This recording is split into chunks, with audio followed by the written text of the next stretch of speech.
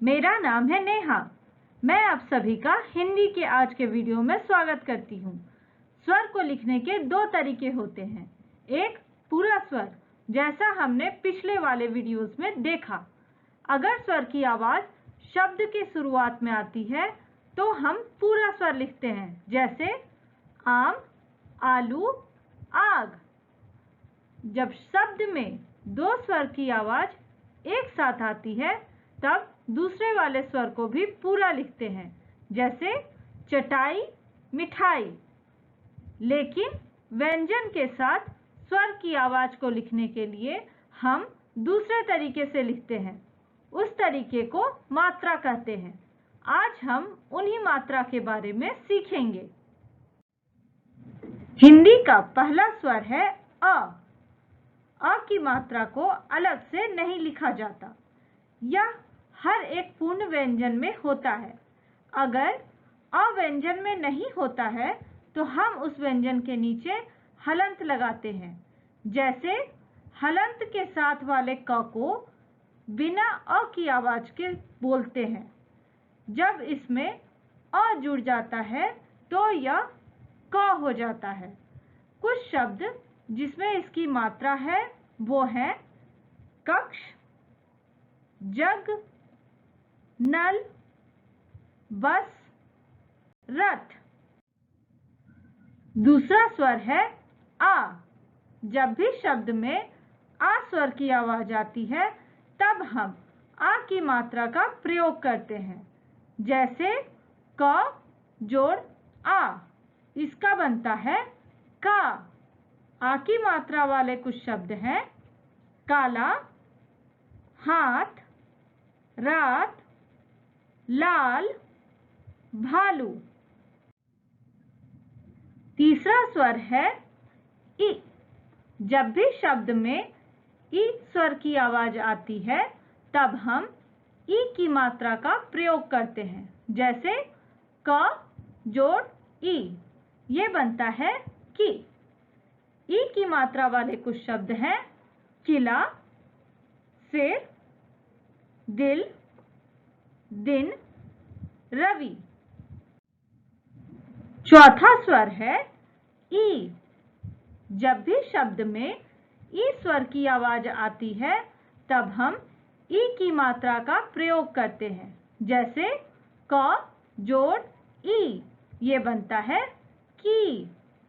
ई की मात्रा वाले कुछ शब्द हैं कील, जीभ, तीर, हीरा, खीरा।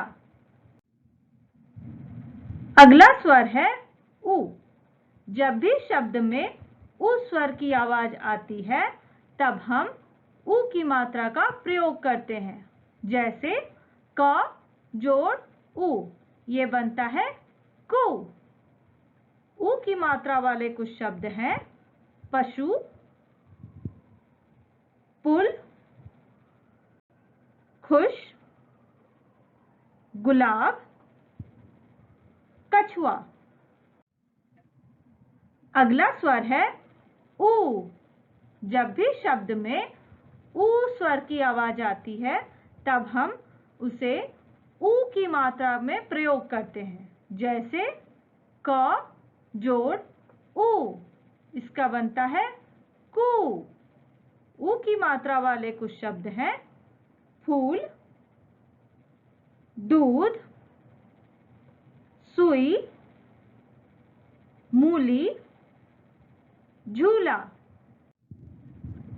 अगला स्वर है री। जब भी शब्द में री स्वर की आवाज आती है तब हम री की मात्रा का प्रयोग करते हैं। जैसे क जोड़ री, ये बनता है क्री।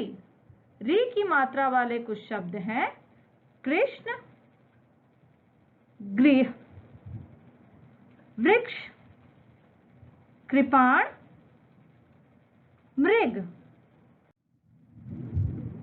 अगला स्वर है ए। जब भी शब्द में ए स्वर की आवाज आती है तब हम ए की मात्रा का प्रयोग करते हैं।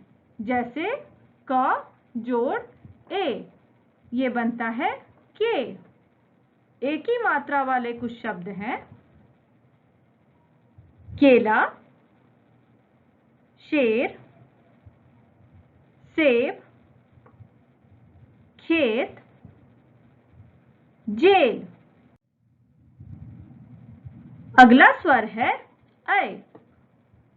जब भी शब्द में ऐ स्वर की आवाज आती है तब हम ऐ की मात्रा का प्रयोग करते हैं। जैसे क जोड़ ऐ, ये बनता है कै। ऐ की मात्रा वाले कुछ शब्द हैं बैल, पैर, मैना, थैला, नैया।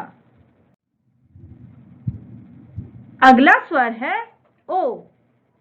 जब भी शब्द में ओ स्वर की आवाज आती है तब हम ओ की मात्रा का प्रयोग करते हैं।